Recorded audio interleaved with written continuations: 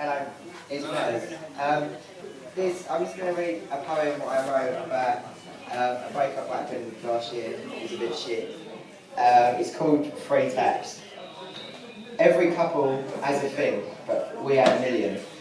Not sickening nose rubs or nicknames that induce involuntary grimaces of those around. We had a million private, secret things just for us. At night, before we went to sleep, we used to say I love you, but not with words, because sometimes you just don't need words. When we lay there, limbs entangled, drowsily drifting towards restful slumber, I'd squeeze his thigh 3 times. I love you. He'd reply with 4 taps to my chest. I love you too. Then we'd just hold on until we slept. He used to call me Rabbit because he said I looked like I was constantly caught in the headlights of a fast-moving car. I'd call him Bugger because I thought it sounded funny. We'd lose hours playing silly games we'd made up, like Truth or Dare without the dare bit. We'd ask the questions you weren't supposed to ask. Questions about exes, what-ifs, and other such banalities. I always had more questions. We'd play a music game by candlelight, trying to guess the name of the song from his music library without seeing it. That game came close across to me, my university place. I used to draw him when he wasn't looking, but he'd always catch me and demand to see it. I'd rather eat it than show it. Every time we went on a long journey together, I'd always sit by the window and rest my head on his shoulder. It was the only time I could ever sleep on public transport. We'd cook each other big, extravagant meals with all sorts of random fruit and veg, spices we found from the market. That other person would always be banned from the kitchen while the chef worked their magic. Before the grand old menu, which always included a jauntily placed candle in a bottle and a wine glass full of juice. When he moved away to university, I filled my flat with his things, his scent and his essence. I had to leave him home once because he got so drunk. I had to do it over the phone. We'd see each other every weekend, but each reunion felt like we'd been away for years. When we'd been together 6 months, he travelled all the way down from uni to surprise me. He'd surprised me 2 months into our relationship by taking me to a festival. It was a wonderful weekend, 30-degree heat, sex, cigarettes, cider and music. It was always full of surprises.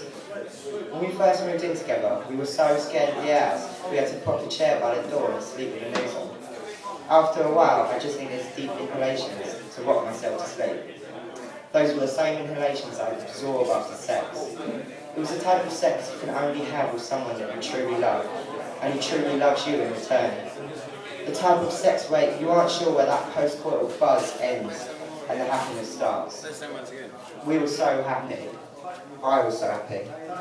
It was that type of happiness that just grips you from the base of your stomach and expands until you feel like your whole chest cavity might explode. The type of happiness that causes haggard breaths and moments of pure, unadulterated joy, marred only by a stream of liquid euphoria running down your cheeks. Every breath around him felt like the first breath you take after swimming for a long time underwater. It was desperate, exhilarating, a relief. Every memory got captured, stored and held. He was everywhere I looked. He was me and I him. Sometimes we'd just sit there and talk for hours and hours about things we'd done, or the things that we were going to do. In our minds, we travelled the length and breadth of America, visiting all the places in the books I love.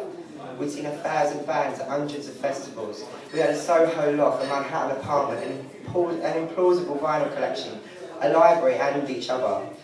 When we get fed up of talking, we just turn the other one off. I'd push his belly button, he'd push my nose. We could only be awoken from the faux slumber by another push, or, in my case, a tactical tickle. And I'd read books about love. Vast volumes of poetry suddenly became a beacon of our love. Multifaceted literary monologues, a tangible expression of what he was to me. I tried to read him once. He fell asleep. He introduced me to hummus and bread. I reciprocated with the gift of the red wine spritzer. When we were out, if one of us was scared, worried or upset, we would only take a look for the other to react and tap 3 times. Wait for the response and then squeeze until they felt better. Sometimes I tap myself 3 times. I don't get a reply anymore. Thanks.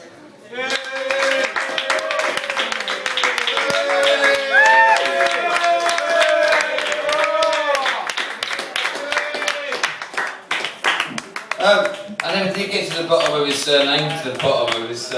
No, I didn't mean it to come out like that. Ben, what's his surname? Metters. Give it up for Ben Metters!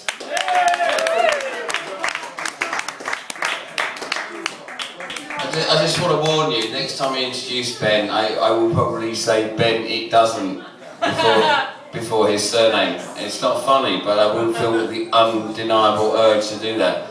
I might do it now just to practice it and sort of convince myself it's not worth doing it again. Ben, it doesn't matters! Shit, it is. Fucking bad attempt at humour. That's why I'm not a stand-up comedian. Or a sit-down one. Come to that. It's time for an intellectual interlude. Kids,